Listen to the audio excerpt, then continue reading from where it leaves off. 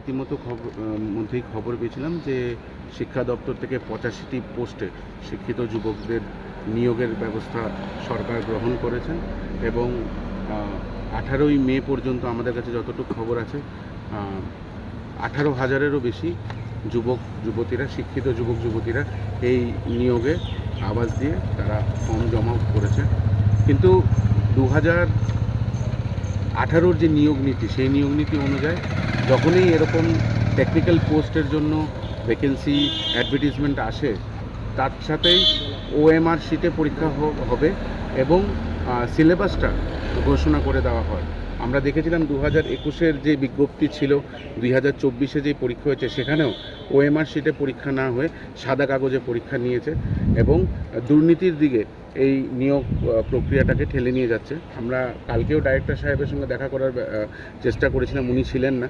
ওনাকে তারপরে যখন ফোন করেছি, উনি আজকে আমাদেরকে 2টোর সময় টাইম দিয়েছিলেন।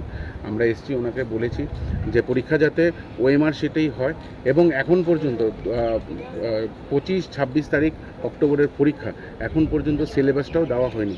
আমরা বলেছি অতি সত্বর যাতে এই পরীক্ষার ডেট চেঞ্জ করে সিলেবাস এবং ওএমআর শিটে পরীক্ষা হয়, সিলেবাসের সাথে যাতে আবার নতুন করে ডেট দেওয়া হয়।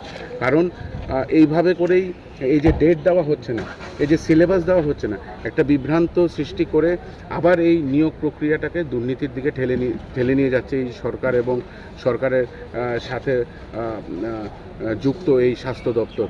আমরা স্বাস্থ্য দপ্তরের ডাইরেক্টরকে বলেছি এবং আমরা দেখেছি যে ওরা ওএমআর শিটে পরীক্ষা নেবে বলে আমাদেরকে আশ্বস্ত করেছে। তৎসাথে আজকের মধ্যেই যাতে সিলেবাস ডিক্লেয়ার করে দেওয়া হয়, তার জন্য আমাদেরকে আশ্বাস দিয়েছেন।